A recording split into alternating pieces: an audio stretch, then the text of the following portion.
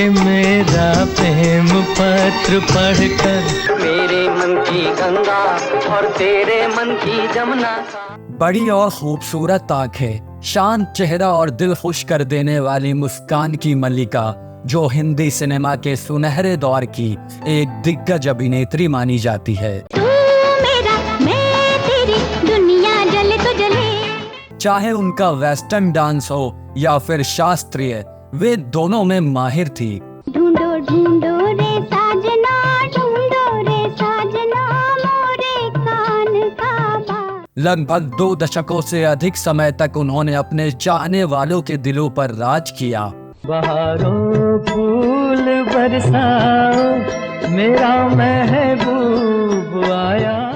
एक समय तो ऐसा आया जब इन्होंने बॉक्स ऑफिस पर तहलका ही मचा दिया। ओ छलिया रे मन में हमार नजर तोड़ी धस गई। एक जमाने में डायरेक्टर्स अपने फिल्मों में इनको कास्ट करने के लिए कुछ भी करने को तैयार रहते थे, लेकिन क्या आपको मालूम है कि हिंदी सिनेमा की इस बेहद खूबसूरत अभिनेत्री ने 13 साल की उम्र में ही तमिल फिल्मों से अपना फिल्मी करियर शुरू कर दिया था। मांग के साथ तुम्हारा मैंने मांग लिया संसार।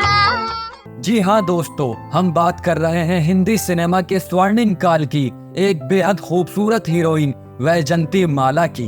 दक्षिण भारत से आकर राष्ट्रीय अभिनेत्री का दर्जा पाने वाली वह पहली महिला है जिन्होंने बॉलीवुड में दक्षिण भारतीय हीरोइनों का प्रवेश का रास्ता खोल दिया। लेकिन क्या आपको पता है कि जितना सफल उनका फिल्मी करियर रहा, कुछ निजी मामलों में वह बेहद विवादास्पद रही।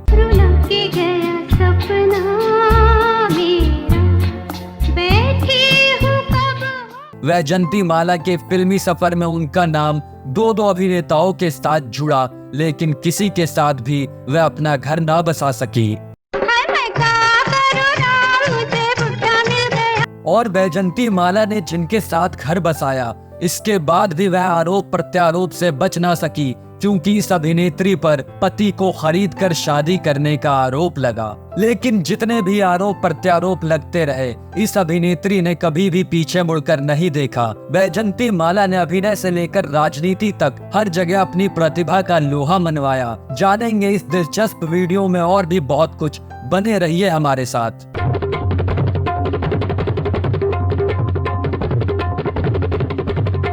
वैजंती माला की लव स्टोरी और विवादों की बात करें, उससे पहले जानते हैं वैजंती माला कौन थी। वैजंती माला का जन्म 13 अगस्त 1936 में मद्रास यानी चेन्नई में हुआ था। उनके पिता का नाम SD रमन और माँ का नाम वसुंधरा देवी था। वैजंती माला की माँ वसुंधरा देवी भी दक्षिण भारत की मशहूर नृत्यांगना और अभिनेत्री थी। ऐसे में वैजंती माला को फिल्मों में करियर बनाने में माँ की ओर से बहुत सपोर्ट मिला। दोस्तों, 5 साल की उम्र में ही वैजंती माला ने अपना पहला स्टेज शो कर लिया था। वैजंती माला की यह बात जानकर आपको बहुत हैरानी होगी कि महज 13 साल की उम्र में ही वैजंती माला ने एक्टिंग करियर में डेब्यू कर लिया था। उनकी पहली फिल्म तमिल थी जिसका नाम था वाजकई, और यह फिल्म 1949 में रिलीज हुई थी। MV रमन ने अपनी तमिल की हिट फिल्मों को तेलुगु और हिंदी में रीमेक भी बनाना शुरू कर दिया। MV रमन ने फिल्म वाजकई का तेलुगु रीमेक जीवितम बनाया और वैजंती माला को उसमें भी मौका दिया। इसके बाद उन्होंने वैजंती माला को 1951 में आई हिंदी फिल्म बहार में उतारा, जो वाजकई की रीमेक थी, और इस तरह वैजंती माला का हिंदी सिनेमा में फिल्म बहार से डेब्यू हो गया। यह किस्मत का खेल देखिए कि 3 भाषाओं में बनी फिल्मों में पुरुष कलाकार लगातार बदलते गए, लेकिन वैजंती माला सब में शामिल थी। तीनों ही फिल्में सुपरहिट साबित हुई और इसी के साथ वैजंती माला पहली ऐसी दक्षिण की अदाकारा बनी जिन्हें अपने डायलॉग्स डब नहीं करने पड़े। कहते हैं इस फिल्म में डायलॉग्स बोलने के लिए उन्होंने हिंदी तक सीखी थी। ये गाना बजाना आपके बस का रोग नहीं, मेहरबानी करके आप कोई और काम सीखिए।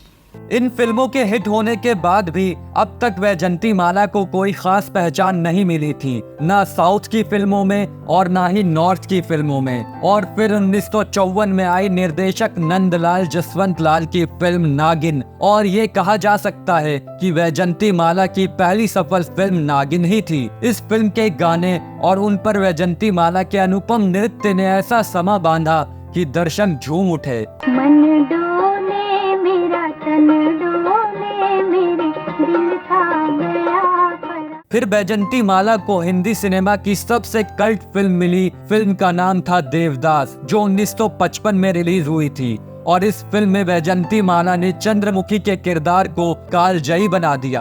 बताया जाता है कि इस रोल के लिए निर्देशक विमल रॉय ने कई नामी गिरामी हीरोइनों को अप्रोच किया था, लेकिन उन हीरोइनों के इनकार और फिल्म के घटते बजट ने बैजंती माला को यह रोल दिला दिया। जब फिल्म रिलीज हुई तो दर्शकों के साथ साथ फिल्म समीक्षक भी दंग रह गए। बात यहाँ तक पहुँची कि इस फिल्म के लिए उन्हें सहायक अभिनेत्री का फिल्म फेयर अवार्ड भी मिला। इसके बाद तो अगले साल यानी 1956 में उनके पास फिल्मों की झड़ी लग गई। 1957 में रिलीज हुई फिल्म नया दौर, जिसमें दिलीप कुमार के साथ बैजंती माला की जोड़ी बनाई गई और दर्शकों ने इस जोड़ी को खूब सराहा। और दोस्तों, हिंदी सिनेमा के इतिहास में फिल्म नया दौर सबसे सफल और बेहतरीन फिल्मों में आज भी जानी जाती है। मांग के साथ तुम्हारा मैंने मांग लिया संसार। फिर तो दिलीप कुमार के साथ उनकी जोड़ी ऐसी जमी कि मीडिया ने दोनों को अघोषित पति पत्नी ही बना डाला। हालांकि दोनों ने कभी भी अपने रिश्ते को लेकर कोई टिप्पणी नहीं की। साल 1961 में रिलीज गंगा जमुना की धन्नो ने जब इस फिल्म में ठेठ तरीके से संवाद बोले तो एक तमिल भाषी अभिनेत्री के मुंह से फर्राटेदार भोजपुरी डायलॉग सुनकर लगभग सभी हैरान हो गए।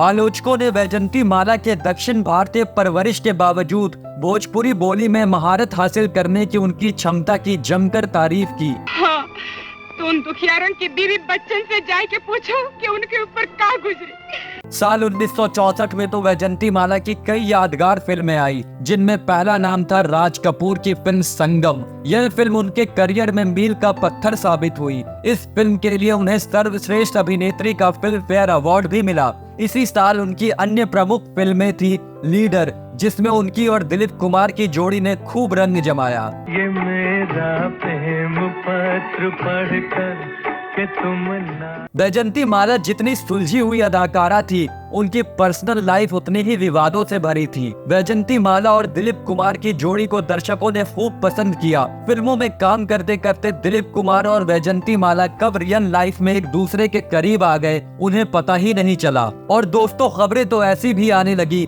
कि फिल्म गंगा जमुना के बाद दोनों शादी भी कर लेंगे। दोनों के साथ होने से तरह तरह के किस्से भी बनते रहे, लेकिन यह जोड़ी बेअंजाम ही रही। उड़े जब जब जुल्फें तेरी, उड़े जब जब जुल्फें तेरी। इसके बाद बैजंती माला की जोड़ी राज कपूर के साथ हिट हुई और फिर मीडिया में राज कपूर के साथ बैजंती माला का नाम जोड़ा गया। बताते हैं कि जब दोनों के अफेयर की चर्चा राज कपूर की पत्नी कृष्णा कपूर तक पहुंची तो उन्होंने परिवार में बवाल खड़ा कर दिया और वो घर छोड़कर चली गई। बताया जाता है कि करीब 4.5 महीने तक मुंबई के नटराज होटल में बतौर गेस्ट रुकी। राज कपूर साहब ने इसी दौरान अपनी पूरी एनर्जी पत्नी को मनाने और कृष्णा को अपने घर में लाने में लगा दी। और कहा जाता है कि कृष्णा कपूर इस शर्त पर मानी कि राज कपूर कभी भी बैजंती माला के साथ काम नहीं करेंगे, ना ही कोई रिश्ता रखेंगे। मीडिया रिपोर्ट्स के मुताबिक पत्नी की शर्त के आगे राज कपूर को झुकना पड़ा और इस तरह बैजंती माला और राज कपूर की राहें हमेशा के लिए अलग हो गई और उनकी ऑन स्क्रीन सुपरहिट जोड़ी भी टूट गई। फोटो में ऐसी बात में दबा के चली आई, खुल जाए वही बात तो दुहा। जानकार बताते हैं कि बैजंती माला को इससे जिल्लत का एहसास हुआ और वह अपने काम में मशगूल होकर इस जख्म को भरने की कोशिश में लग गई। राज कपूर से अलग होने के बाद एक फिल्म की शूटिंग के दौरान झील में काफी देर तक रह जाने के कारण बैजंती माला को निमोनिया हो गया था। राज कपूर के फैमिली डॉक्टर चमन बाली ने उनका इलाज किया था। डॉक्टर चमन बाली पहले से ही बैजंती माला के बहुत बड़े फैन थे और इलाज के दौरान दोनों एक दूसरे को पसंद भी करने लगे। बात फिर शादी तक जा पहुंची, लेकिन मलाल यह था कि डॉक्टर बाली भी पहले से शादीशुदा थे। संयोग भी ऐसा था कि जिस राज कपूर की शादी होने की वजह से दोनों का रिश्ता टूटा था, उन्हीं के फैमिली डॉक्टर से इस बार भी आंखें चार हुई और अफसोस एक बार फिर वो भी शादीशुदा निकले। डॉक्टर बाली की पत्नी ने उन्हें तलाक देने के एवज में भारी भरकम राशि की मांग कर दी। डॉक्टर चमन बाली ने बैजंती माला को बताया कि इतने पैसे देना उनके बस की बात नहीं है। ऐसे में बैजंती माला ने खुद उनके पैसे चुकाए। अफवाहों के मुताबिक एलिमनी की वह बड़ी राशि वैजंती माला ने भरी थी। इसके बाद वैजंती माला ने साल 1968 में चमनलाल बाली से शादी कर ली थी। इसके बाद से उन्होंने फिल्मों से दूरी बना ली। हालांकि वह डांस से अपना नाता नहीं तोड़ पाई। शादी के बाद भी वैजंती माला ने क्लासिकल डांस करना नहीं छोड़ा। बॉलीवुड में वह एक्टिंग के अलावा डांस की वजह से भी जानी जाती है। एक्टिंग के अलावा वैजंती माला ने राजनीति में भी अपनी सक्रियता दिखाई थी। वैजंती माला ने हिंदी के अलावा तेलुगु, तमिल और बांग्ला फिल्मों में भी अभिनय किया। वैजंती माला को भारतीय सिनेमा में योगदान के लिए पद्मश्री पुरस्कार से भी सम्मानित किया जा चुका है। वैजंती माला की आपको यह हमारी वीडियो कैसी लगी, कमेंट कर जरूर बताएं। मांग के साथ तुम्हारा मैंने मांग लिया संसार। ये मेरा प्रेम पत्र पढ़कर के तुम ना